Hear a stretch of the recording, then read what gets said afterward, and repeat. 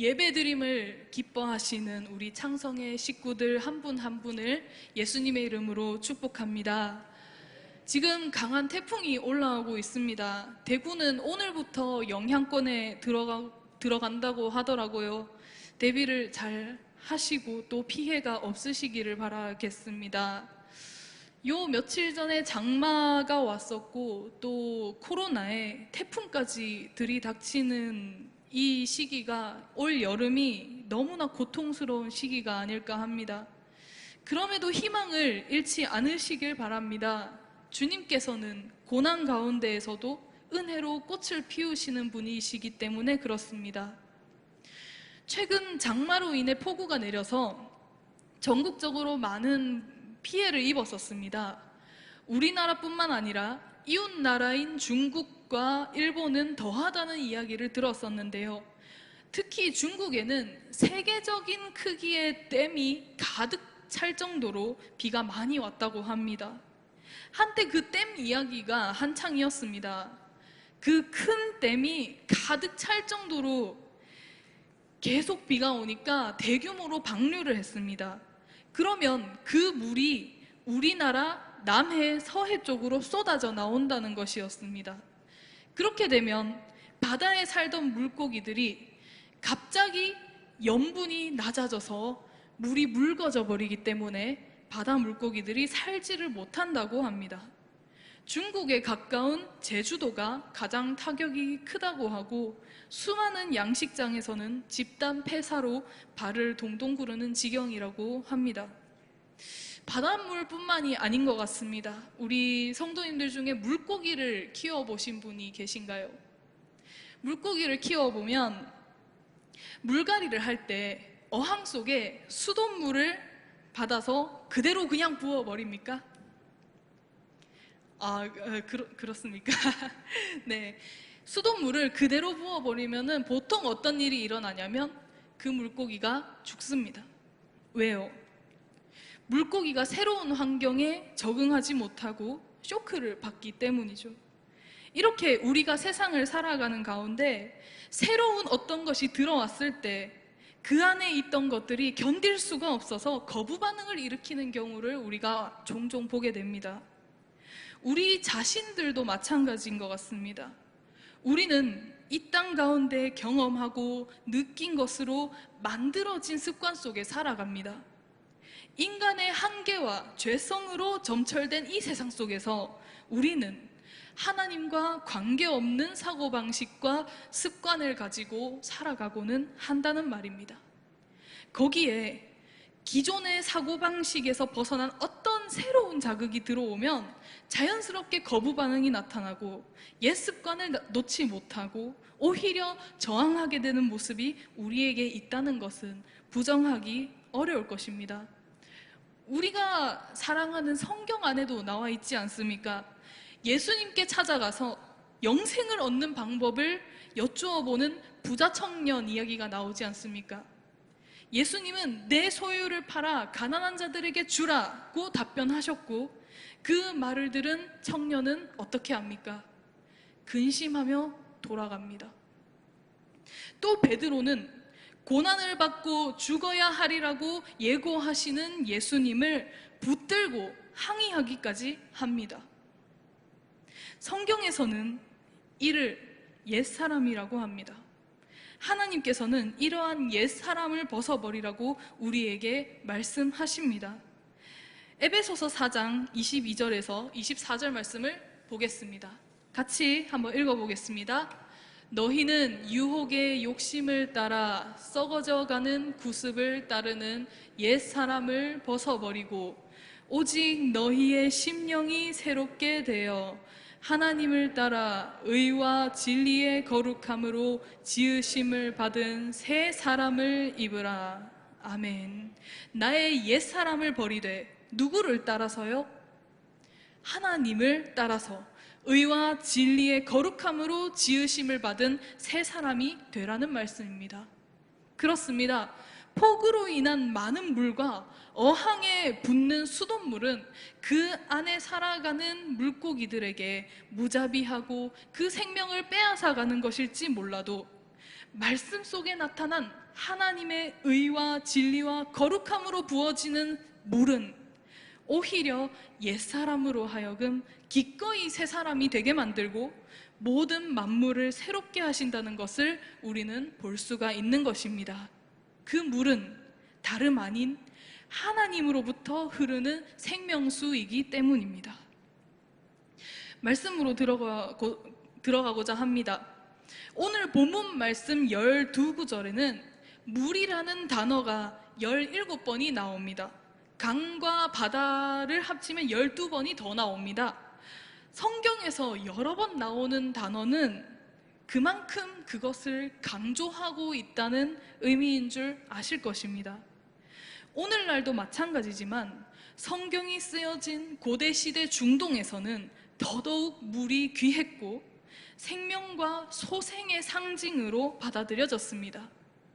그렇다면 오늘 에스겔의 환상에서 등장하는 이 물은 무엇에 대한 생명을 말하고 있는 것일까요?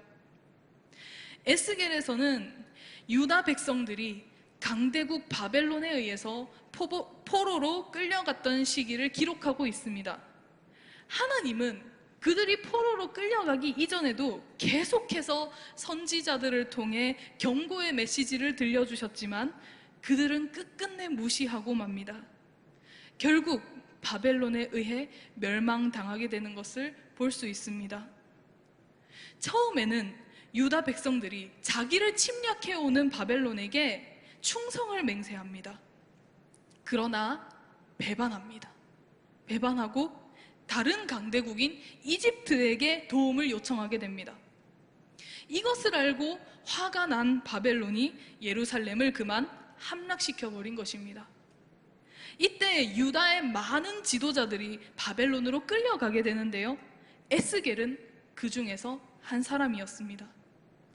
유다 백성들은 바벨론에서 정치적으로, 경제적으로, 특히 종교적으로 영향을 많이 받게 됩니다. 유다는 무슨 사상입니까? 유일신 사상을 가지고 있었고 바벨론은 다신교 사상을 가지고 있었죠.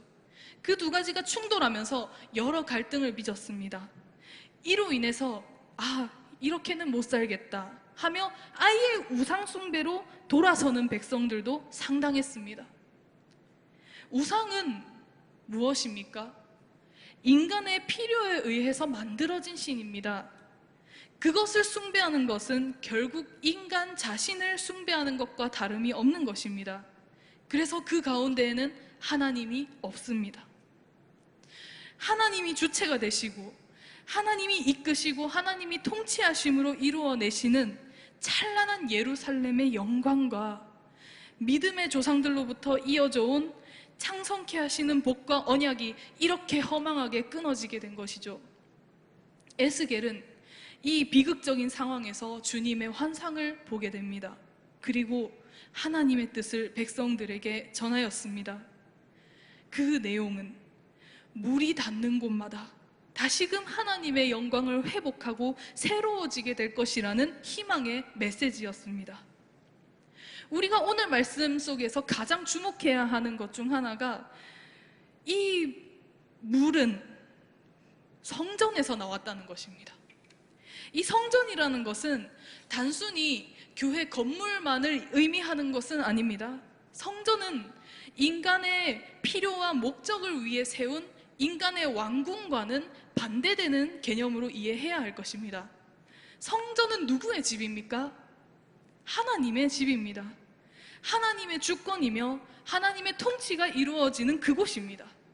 인간은 스스로가 하나님이 된 것처럼 누군가를 심판하는 심판자가 되기도 하고 자신의 이득을 중심으로 하는 정의를 외치기도 하고 자신이 생명의 물을 흘려보낼 수 있다고 생각하기도 하지만 메마른 땅 곳곳에 스며들어서 모든 만물과 모든 관계를 회복시키는 생명수는 오직 성전, 하나님의 주권, 하나님의 권세로부터만 시작된다는 말씀입니다.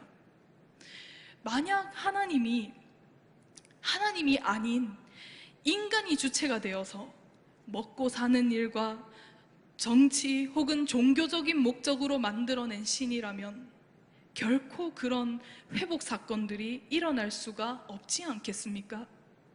이 땅의 진정한 회복은 인간에게 달려있지 않다는 것입니다. 하나님으로부터 기인하는 하나님의 선물이야말로 바로 진정한 이 땅의 회복이라는 것을 우리는 기억해야 할 것입니다.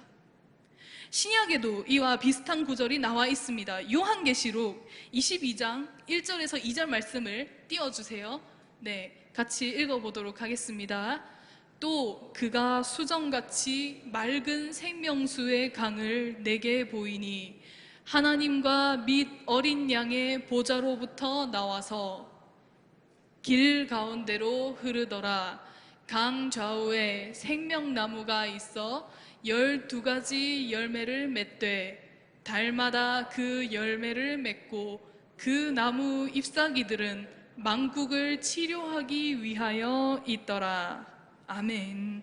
에스겔서와는 다르게 여기서는 한 단어가 등장하지 않습니다. 뭘까요? 성전입니다. 성전이라는 말이 나오지 않는 걸 눈치채셨습니까? 여기서는 물이 흘러나오는 곳이 성전이라는 공간적인 개념이 아닌 하나님과 어린 양의 보좌라는 영적인 능력과 권세로 대체가 됩니다. 예수 그리스도께서 새롭게 하시고 온전히 다스리시는 새 예루살렘은 더 이상 성전이라는 공간적인 구분이 필요 없기 때문이죠. 중요한 것은 에스겔서에서 나오는 이 성전에서 흐르는 물의 환상을 신약의 요한계시록에서 그대로 인용했다는 것입니다. 이 말은 하나님과 어린 양 예수 그리스도의 보좌야말로 참 성전이라는 것을 의미하는 것입니다. 다시 말해서 하나님과 예수 그리스도의 다스리심이 있는 그곳이 바로 성전이고, 내 안에 하나님만을 주인으로 삼고 따른다면 나 또한 성전이라는 것입니다. 조심해야 할 것이 있습니다. 물을 내시는 것은 내가 아니라 내 안에 계시는 하나님이라는 사실을 잊지 않아야 한다는 것입니다. 성전은요, 생명을 살리는 물을 냅니다. 그렇게 물을 내되 세상 만물을 살리는 물을 냅니다. 말씀을 보면 이스라엘을 회복시키시는 하나님의 구원의 역사가 단순히 이스라엘 민족만이 아니라 온 세상 사람들을 향하고 있다는 것을 볼 수 있습니다. 아까 읽은 요한계시록 22장 2절에서는 강 좌우에 심긴 생명나무를 언급하면서 그 잎사귀들은 누구를 치료하는 데 쓰인다고요? 만국을 위해 치료하는 데 쓰인다고 기록되어 있습니다. 그리고 오늘 읽은 본문인 에스겔서 47장을 보면 모든 생물, 그리고 강이 이르는 각처의 모든 것이 살 것이라고 기록되어 있는 것을 볼 수 있습니다. 많은 기독교인들이 성전을 자기들만의 어떤 것으로 소유하려는 경향이 있습니다. 그렇게 되면 교회는 세상을 향한 하나님의 뜻을 펼치기는커녕 자기들만의 축제, 자기들만의 종교적인 안위 속에 머무르게 되고, 세상 모두에게 흘러가야 되는 이 생명수는 우리 안에 고여서 썩거나 말라버려서 세상 속에서 제 역할을 하지 못하게 되는 것입니다. 여기서 우리는 한 가지 역설을 기억해야 할 것입니다. 성전 중심의 삶은 오히려 교회 바깥의 세상을 살아가는 모든 민족들과 생명들에게 관심을 가지는 삶이라는 것을 말입니다. 그리스도인인 우리들 뿐만 아니라 땅을 살리고 강을 살리며 사람을 살리는 이 생명수가 흐르게 하는 것이 진정 성전된 삶이라는 것을 우리가 기억해야 할 것입니다. 이제 이렇게 성전에서 스며나온 물들이 어디로 어떻게 가는지 보겠습니다. 에스겔은 이 물이 넘쳐나는 장면을 재미있게 묘사하고 있습니다. 본문 3절에서 5절을 읽어보겠습니다. 그 사람이 손에 줄을 잡고 동쪽으로 나아가며 천척을 측량한 후에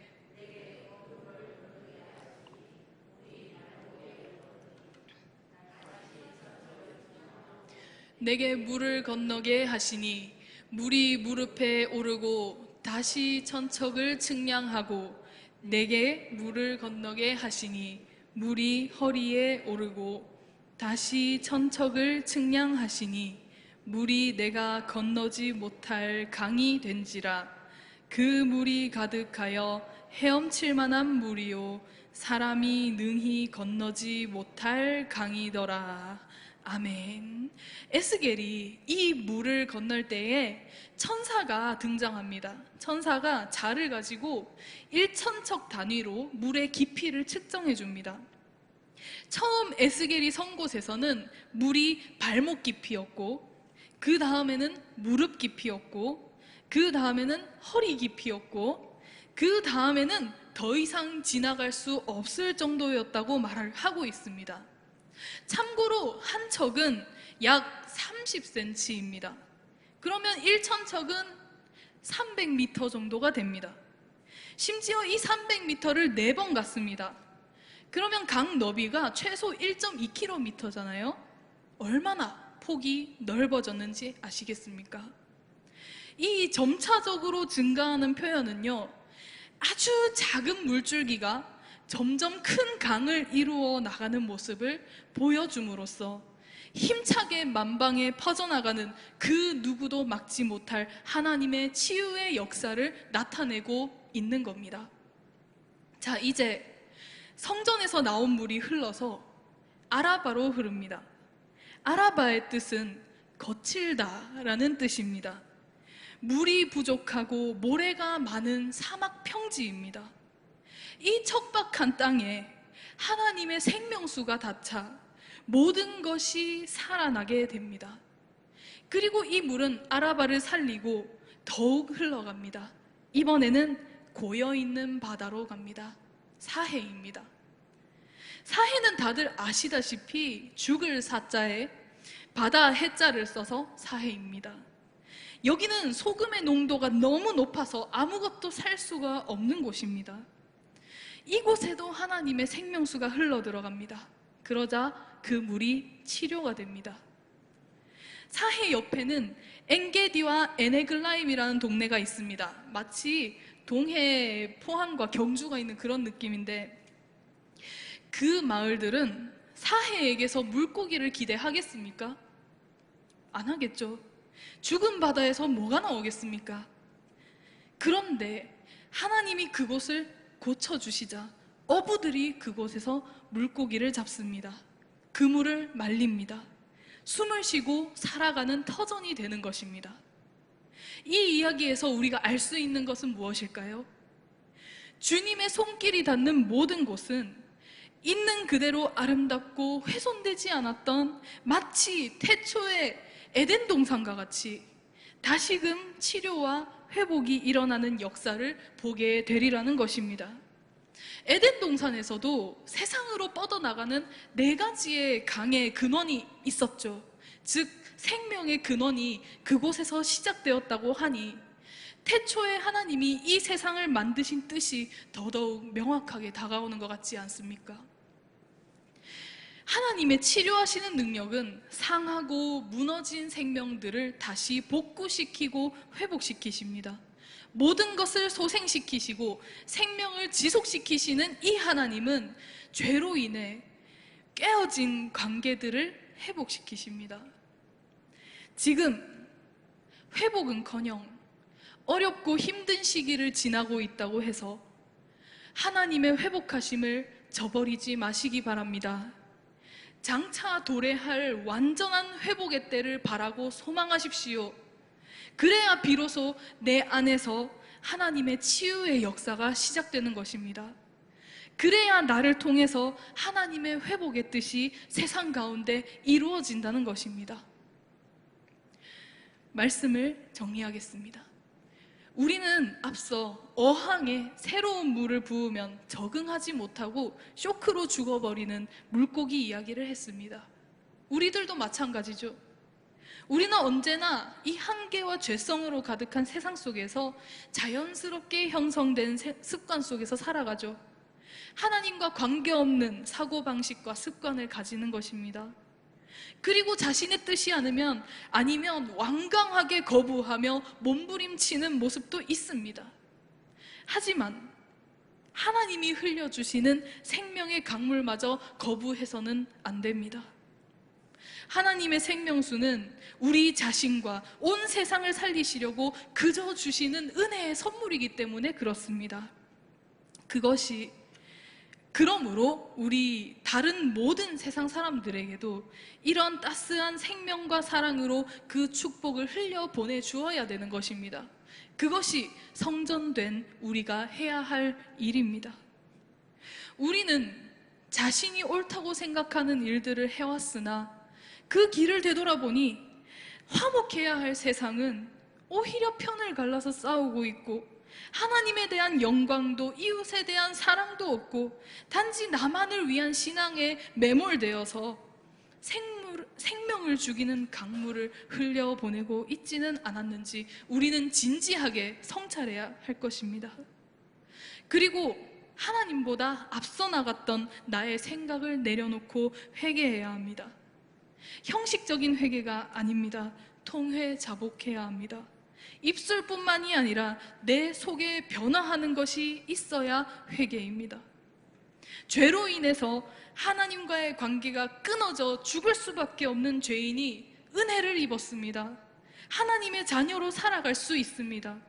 그럼에도 불구하고 그 은혜를 새까맣게 잊고 성전된 그리스도인의 본분을 지키지 못하고 있는 것이 오늘날 교회의 모습이 아닙니까? 하나님의 역사에 동참하기는커녕 자신만을 위해 살아가는 이 나약하고 어찌할 수 없는 죄를 옷을 찢고 죄를 뒤집어쓰며 철저하게 고백해야 할 것입니다. 그래야만 우리는 내가 죽고 주님이 살아서 주님이 행하시는 진정한 은혜를 만날 수 있습니다. 마지막으로 포기하지 않으시기 바랍니다. 아무리 어려운 일이 다가와도 희망이 없다고 생각하지 마십시오. 하나님의 생명수는 성전 문으로부터 시작해서 온 세계를 덮을 정도로 점점 넓고 깊어졌습니다. 그 물은 우리가 어떻게 한다고 해서 막히거나 없어지거나 약해지는 것이 아닙니다. 생명을 주고 치유하는 물의 근원은 바로 하나님의 보좌이기 때문에 그렇습니다. 하나님의 보좌는 누구도 흔들 수 없고 누구도 옮길 수 없고 누구도 침범할 수 없는 하나님의 주권이기 때문입니다. 이것을 믿으십시오. 그 절망적인 포로기 시대에 하나님이 에스겔에게 주신 회복의 비전을 우리가 다시금 바라보며 사람이 아닌 오직 하나님과 그분의 보좌 우편에 계신 예수 그리스도께 모든 시선을 드릴 수 있기를 바랍니다. 참된 성전이 우리 창성교회와 교회를 이루는 모든 식구들의 삶 속에 이루어지시기를 소망합니다.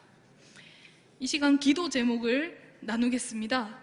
첫 번째는 한국교회와 이 세상의 회복을 위해서 기도하는